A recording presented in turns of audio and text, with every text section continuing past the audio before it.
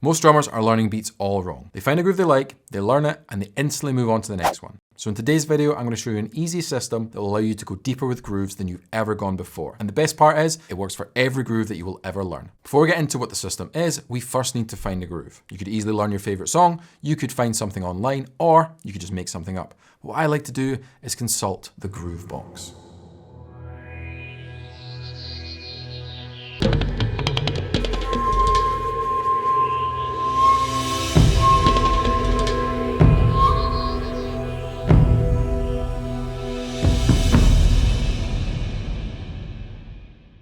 Let's see what it's got for us.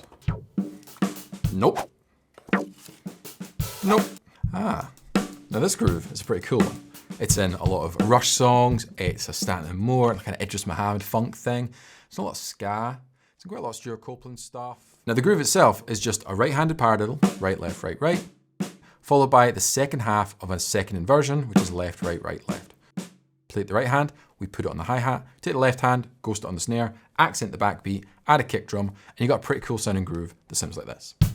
But that's where most drummers stop. They think, cool, I've nailed it. Next, but you're not like most drummers, are you? So that's where this groove system comes in. How the system works is we're going to explore each limb in turn. We're going to explore that fully until we can't think of anything else to do, and then move on to the next one. Now when exploring grooves, there's three main factors you should think about: placement, orchestration, and dynamics. Placement is where in time we play those notes.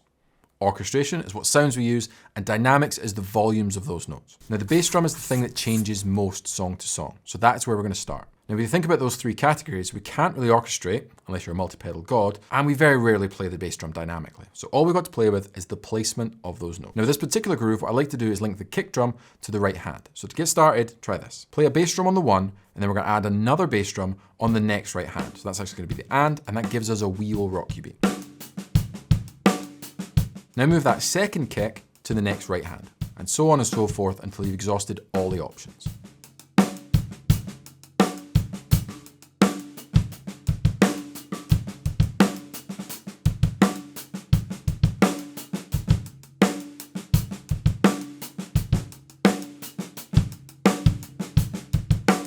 So now we've explored the kick drum, let's move on to the right hand, and with this one, let's talk about orchestration. Now if you play this all in the hi-hat, just do the opposite, which is the right cymbal. You can play it on the bow.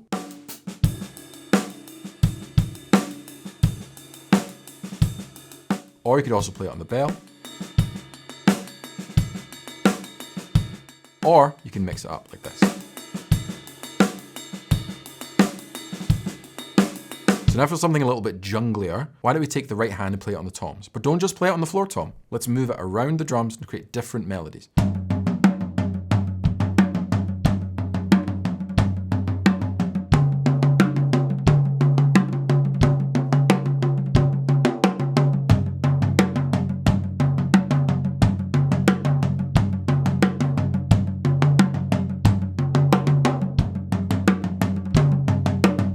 Okay, so that's the normal stuff out the way, but what about the odd stuff? Here's one that I particularly like, using the stacker and the hi-hat.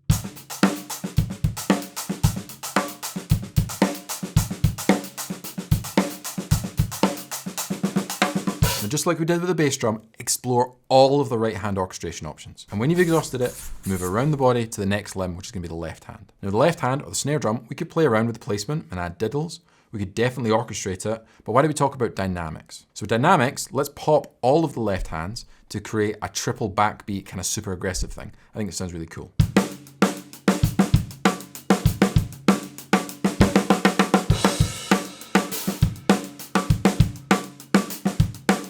Just like before, explore until you can't think of anything else. And don't be afraid to make longer phrases and move the backbeat around. Here's one that I think's cool. Play the accent on the ah of 2 the first time, and then revert back to the normal position of the 4. Gives you a kind of cool displaced funk beat.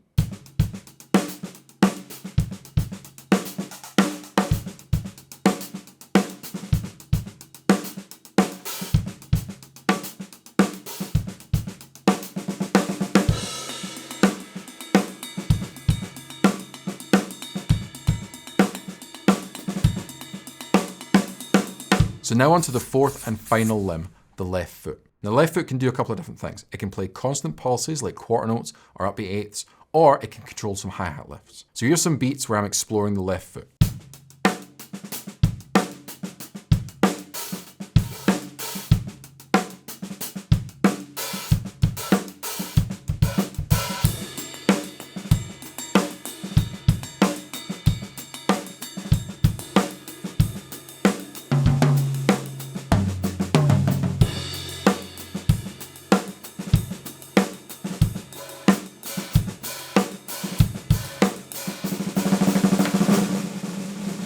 Now you may be thinking, well, I'm done with my 4 limbs. I am done. But no, you're not, because there's one final thing you can do with grooves, and that's explore the feel. And there's 2 main types of feels in music. There's straight, and then there's swung. So if you've got a groove that's straight, we'll play it swung. And if you've got a groove that's swung, see what it sounds like straight.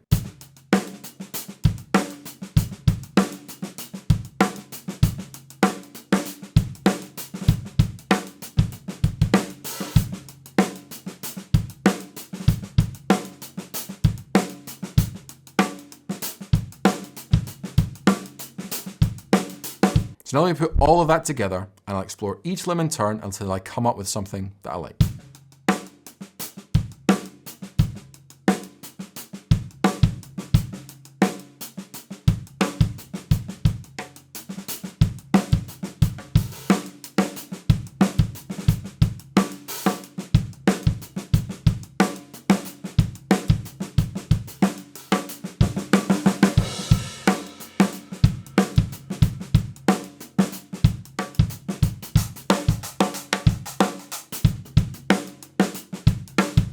Now the great thing about this creative groove system is that it works with every groove you ever learn, anything you find online, and anything you make up. But if you want to get even more creative on the drum kit, you make sure you watch this video where I go through 5 different ways to be more creative and more musical.